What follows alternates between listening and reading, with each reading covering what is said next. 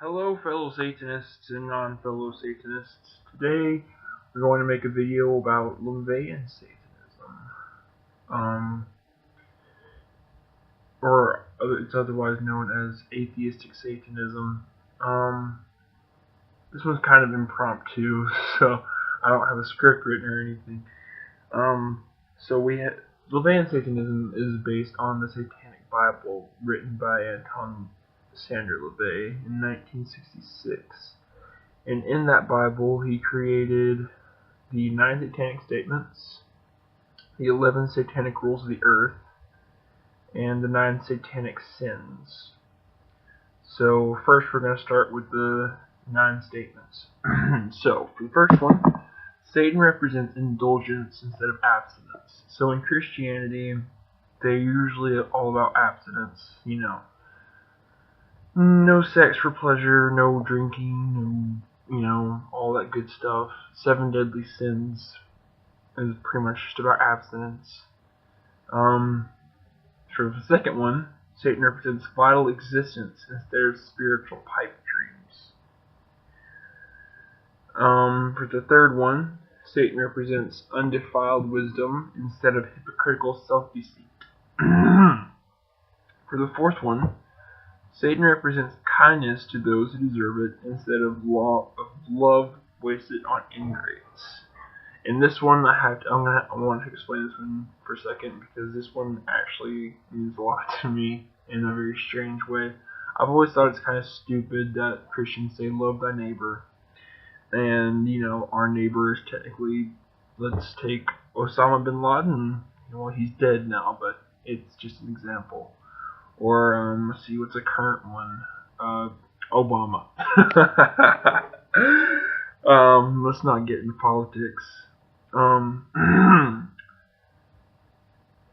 So, what it's saying is to love those who actually deserve it, who have actually given you something, who are your family, not just stupid people like Osama bin Laden or Obama.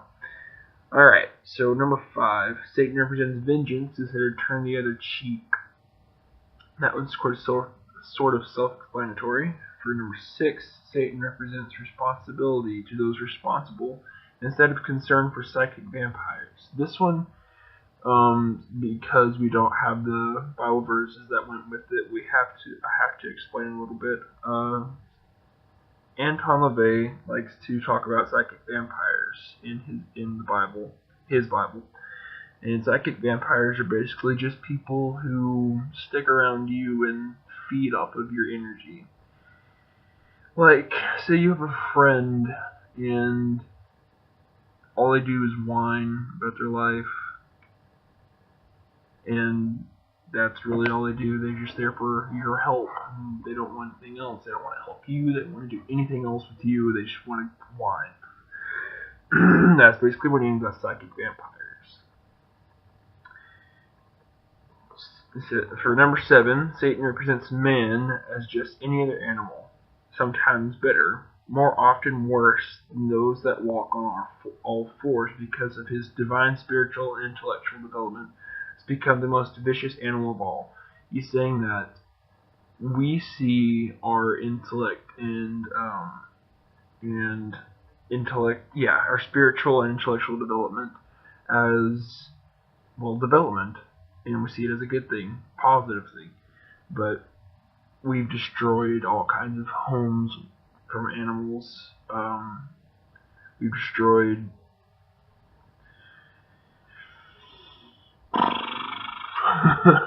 we destroyed habitats. That's pretty much it. And water sources, but we can usually clean that up. So for number 8, Satan represents all the so-called sins, as they all lead to physical, mental, or emotional gratification. So this one goes towards the 7 deadly sins, which he references a lot. The 7 deadly sins, I don't remember them off the top of my head. But they all show abstinence. They're all like, see, gluttony is a sin. That's one I remember. And it's pretty much don't eat. don't overeat. Eat to be satisfied. Don't eat to be sick.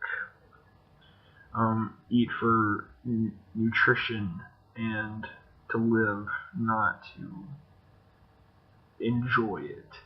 Another one, yeah, that's the only one I remember, but that's just an example. Number 9, Satan has been the best friend the church has ever had, as he has kept it in business all these years. So this one kind of goes towards Christians, actually. By this church, she's meaning the Christian church. Says Satan has been the best friend the church has ever had. He has kept it in business all these years because without Satan, God would have no motives. Christian would have no motives to nothing to fight against, nothing at all to go against. And that's what they need. They need something to go against. So that's the 9 satanic statements. So next, the 11 satanic rules of the earth. These go for the Levian Satanists. These are their rules. Basically, God has the 10 commandments.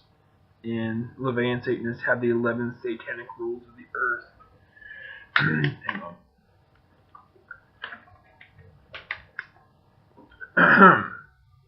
So for number 1, do not give opinions or advice unless you are asked. Christians have a big problem with this. They like to go on streets and just yell their opinions. And it is very annoying. Extremely annoying, actually. So for number 2, do not tell your troubles to others unless you are sure they want to hear them. And this goes to the psychic vampires. Don't go to someone and say, I need your help. Please help me. Because then it makes them feel obligated to help you.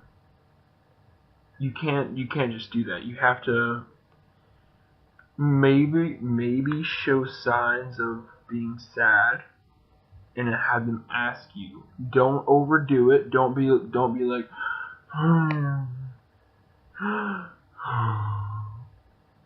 so sad. Make them ask you. Well, don't make them ask you, but make sure they want to help you.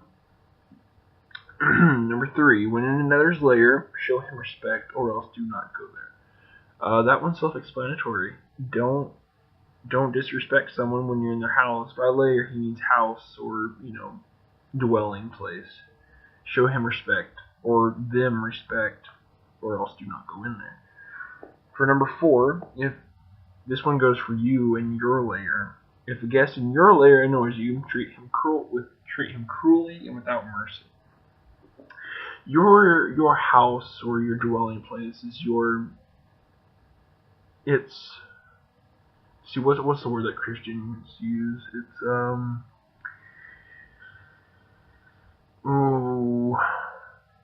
sacred. It's your sacred land. It's for you. You don't want. See, God doesn't want demons on his sacred land. And a Levian Satanist doesn't want an idiot on theirs. So that's basically what it's saying. If a demon were to try to enter a church, it wouldn't work out. And, well, it would because God doesn't exist, but in a hypothetical world. If an idiot were to try to enter your lair and disrespect you, then you could treat him cruelly and without mercy. Number 5, do not make sexual advances unless you are giving the mating signal. Don't rape people. Don't touch people. Don't smack a girl's ass for no reason. You just don't. I mean, really, don't. It's not only is it illegal, but it's wrong and it's just not right. This one kind of actually goes against his own beliefs, which are that humans need to get in touch with their primal instincts. But I mean, I don't guess it really does, because females would give males the mating signal, and it would tell males that they would be okay to do it. So I mean, I guess it doesn't really go against his beliefs there. Again, just do not make sexual advances unless you are giving the mating signal. For number 6, do not take that which does not belong to you unless it is a burden to the other person and he cries out to be relieved. So, if this one, let's take it to a smaller level. Let's say somebody rolls their yard. It's in their yard. Well, somebody rolls your friend's yard and he doesn't like it. It's in their yard, so it's in his yard, so it's technically his. You can take that from him because he doesn't want it. Unless he wants it, then don't take it from him. If he has something cherished, though, like maybe a necklace from his dead grandmother, or a necklace from his dead mother, or maybe a knife that his father got him, don't take that from him. It's wrong. Unless he doesn't like it. If it makes him depressed, and he doesn't want it because it makes him depressed, you can take it from him. So for number 7, acknowledge the power of magic if you have employed it successfully to obtain your desires. If you deny the power of magic after having called upon it with success, you will lose all you have obtained. So if you do a spell to gain knowledge, and it works, and then afterwards you say it doesn't work, then you will lose that knowledge. You have to believe wholeheartedly that something you want or a spell that you do is going to work for sure, as long as it lasts. And if you at any point don't believe that it's going to work, you're going to lose all the benefits you got from it. So for number 8, do not complain about anything to which you need not subject yourself. Don't go complaining about Hillary Clinton. You can bash on her if you want, but don't be like, oh my gosh, Hillary Clinton sucks, I hate how she does this to us. You can easily move. If you don't need to subject yourself to stuff, then don't. Don't get into a relationship and then complain about it. You can get out of it. Just don't complain about things that you don't need to complain about. If you don't have to get yourself into a situation, then don't. Unless you want to. And then if you complain about it, that's your problem. Don't complain to other people. For number 9, it says, do not harm little children. But what he means is children in general, from, I'm assuming, 1 to 18. 0 to 18. It's wrong. It's not only illegal, but it's wrong. Why?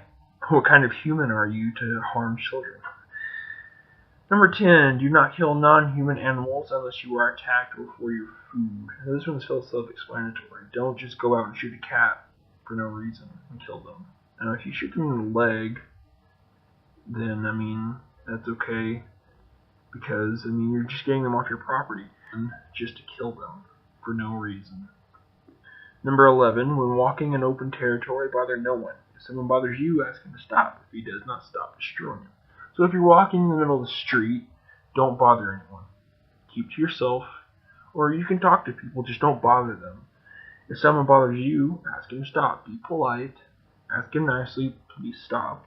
I don't like you talking to me. I don't like you being near me, or you smell weird. Please don't bother me. And if he doesn't stop, then you have the freedom to cuss him out, do whatever you need to do, push him away, all those good things to get him out of your bubble.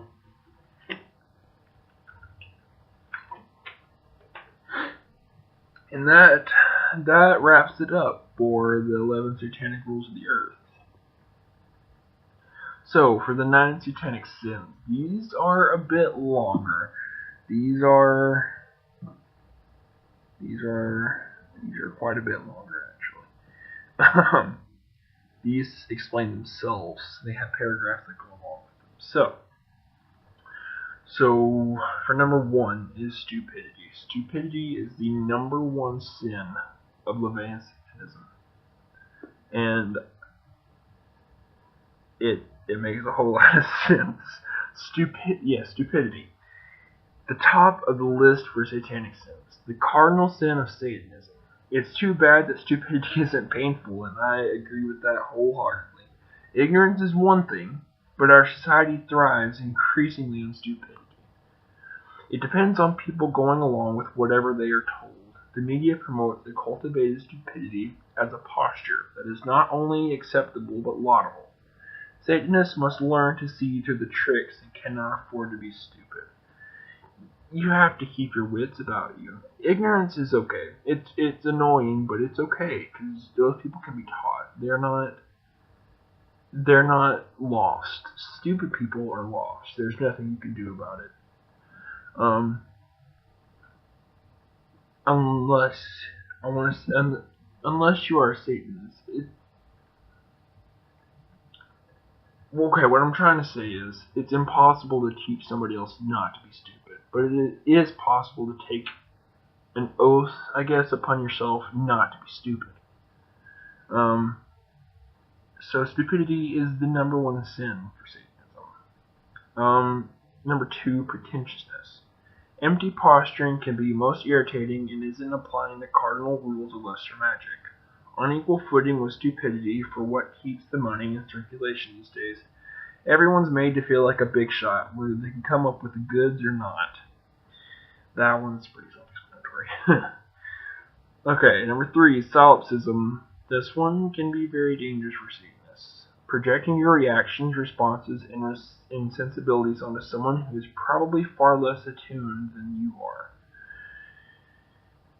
It is the mistake of expecting people to give you the same consideration, courtesy, and respect that you naturally give them. They won't. Instead, Satanists must strive to apply the dictum of do unto others as they do unto you, instead of do unto others as you would like them to have do unto you. So, like, somebody punches you, punch them back. Don't not punch somebody because you don't want them to punch you. Just don't mess with them. It's work for most of us and requires constant vigilance lest you slip into a comfortable illusion of everyone being like you.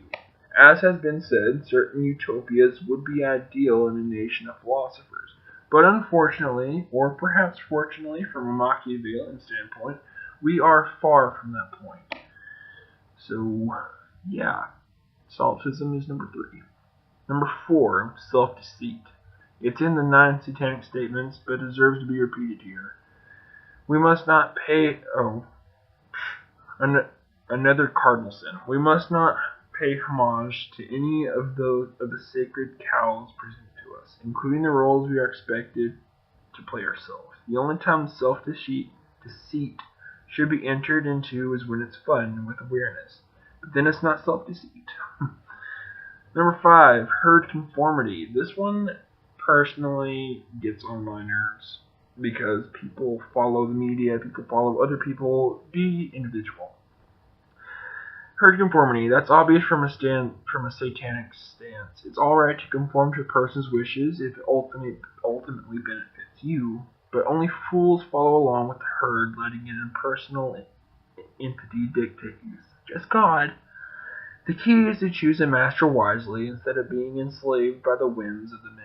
Don't follow God because everyone else is. Don't follow a God, not just a Christian God. Don't follow a God because everybody else is. Do it because you want to, because you believe, what he's doing. And on a smaller scale, don't go to a party because everyone else is. Go to a party because you want to, because it's going to benefit you. 6. Lack of perspective. Again, this one can lead to a lot of pain for a Satanist. You must never lose sight of who and what you are, and what a threat you can be by your very own existence. You can do a lot by just existing. We are making history right now every day. Always keep the wider historical and social picture in mind. That is an important key to both lesser and greater magic. See the patterns and fit things together as you want the pieces to fall into place. Do not be swayed by herd constraints. Know that you are working on another level entirely from the rest of the world. You have to make sure you see the big picture. You can't lose sight of what you believe. You can't. You have to know your own strength. And you have to know yourself. That's basically what it's saying. 7. Forgetfulness of past orthodoxies.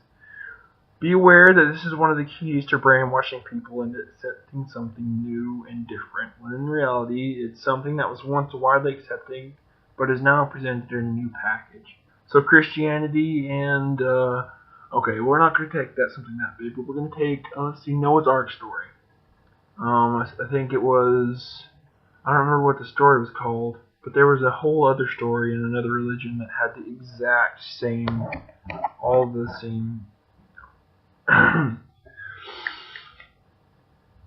components. It was like the same story.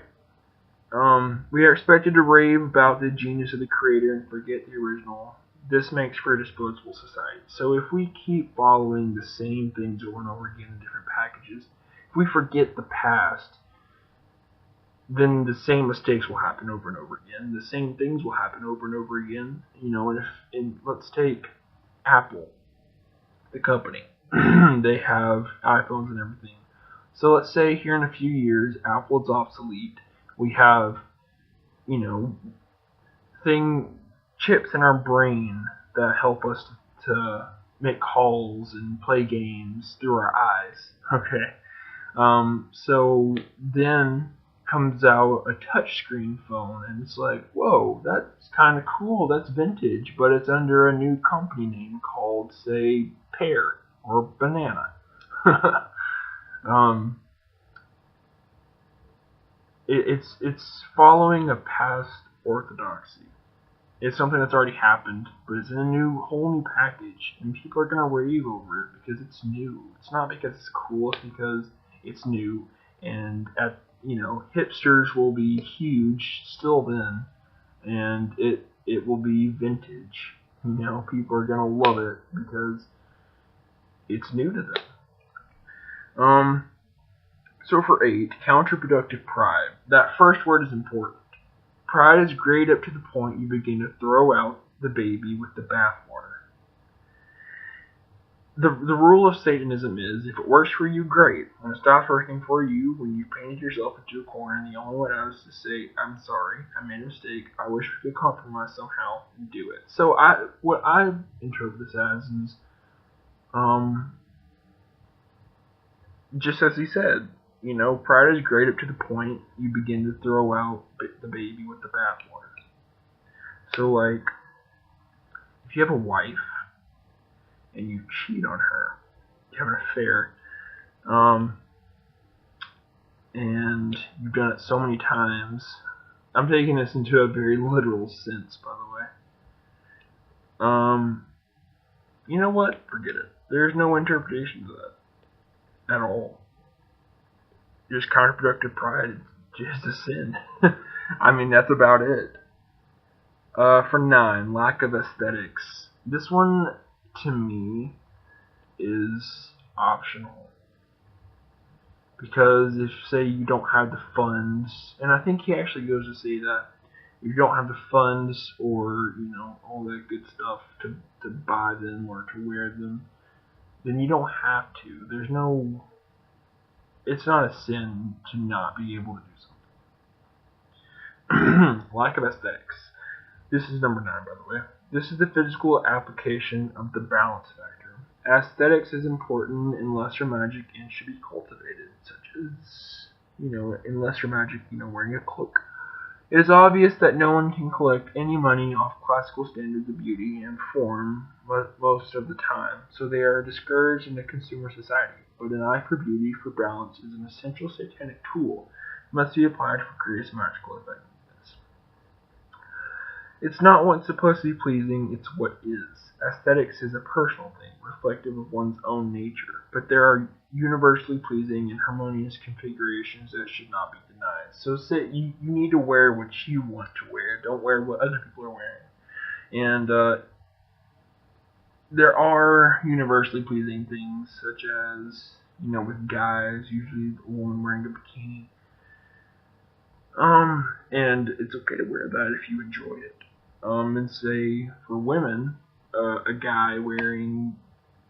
See, I can't really speak from that standpoint, because I don't know what women enjoy a guy wearing. Maybe a suit, That's universally pleasing. Say, it pleases you and pleases other people. So it's okay to wear that. It's not a sin.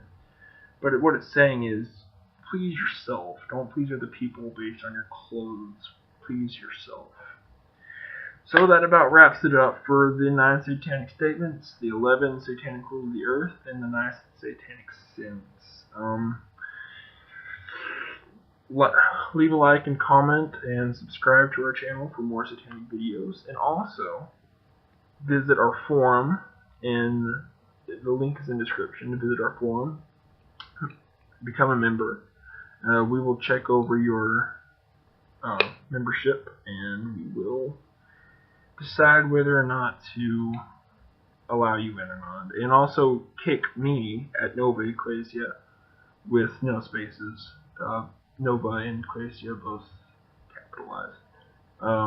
That's probably going to be a lot more reliable to be interviewed. And visit our Patreon because we need to advertise and everything. So, until next time.